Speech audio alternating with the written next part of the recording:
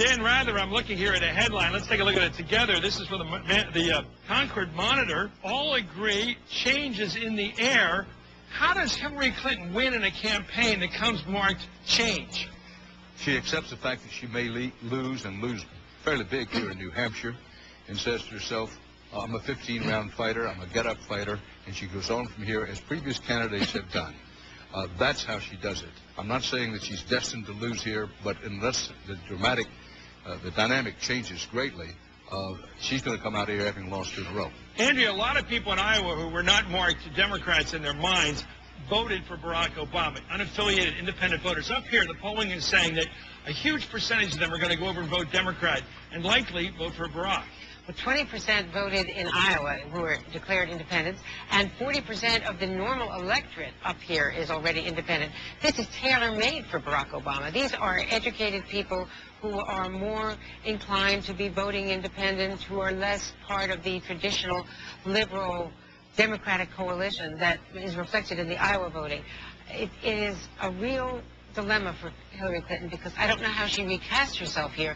She's certainly not resigned to losing. She's trying to warm herself up to go out there and not give stump speeches, do Q&A. Her husband's been out taking questions for the first time and trying to show herself in a different light and make the experience argument and very subtly go after Obama's record by saying, you know, are you really willing to take this risk? There's a lot at stake here, is the subliminal message. You know, the first message out of Iowa, everybody, was, oh, young folks voted for Barack, but most of us voted for Hillary Clinton. Well, when you go through the numbers, the interesting thing is that everybody under 60, as a group, the majority of them voted for Barack.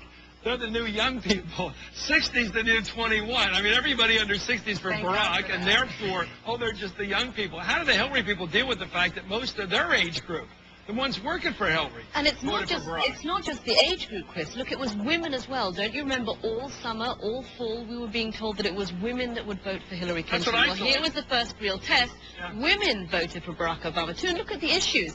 People who cared about the war, people who cared about the economy, people who cared about health care, people overwhelmingly who cared about change. On all those fronts, they voted for Barack Obama. Now, you look at Iowa, and you look at the populations who went with Barack Obama, you transpose that to here in New Hampshire, and those sectors of the population are even larger. Let's take a look at the New York Times this weekend. There was a Saturday piece by you, Patrick Healy, right at the top of the page, saying Hillary and Bill Clinton have been in career-threatening scrapes before, but never quite like this. Excuse me, is Barack more of a threat than Monica was?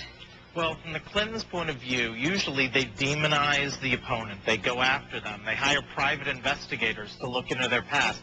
With Barack, they've been running against him 4 different ways, and they haven't figured out a way to beat him.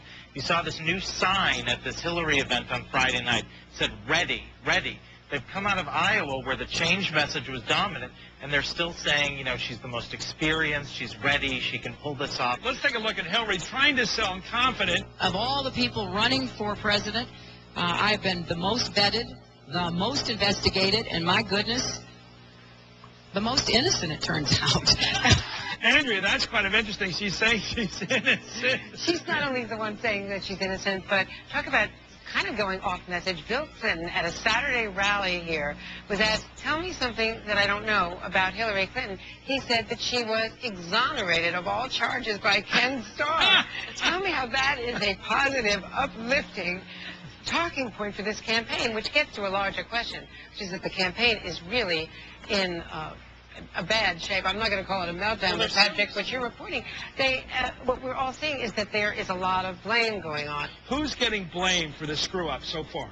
Well, right now, Mark Penn is getting a lot of it. The fact is that he's the pollster. He's the media man. Yeah. He's the pollster and the chief strategist. Now, the campaign says, you know, he's doing a good job. He's built this image. You know, she's clearly the most experienced, the most ready. But when you have a pollster who's also the chief strategist, it's not as if they can be, and there can be great creative tension between them. That's what some people inside the campaign are saying. There's something more fundamental here, is that the option that Hillary is trying to push again here in New Hampshire is that she wants to run on the message of experience versus this idea of change. The trouble with running on experience, it is by necessity something to do with the past. When she stands up there in Iowa and she has on her shoulder Bill Clinton and Madeleine Albright, it looks automatically as if she's looking back to the 1990s and not forward to the next decade, which is where all of those young people who are turning out in droves to Barack Obama's rallies here in New Hampshire want to look. They want to look forwards, not backwards. Well, on that point, look, Barack Obama, for right now, who knows where it goes from here,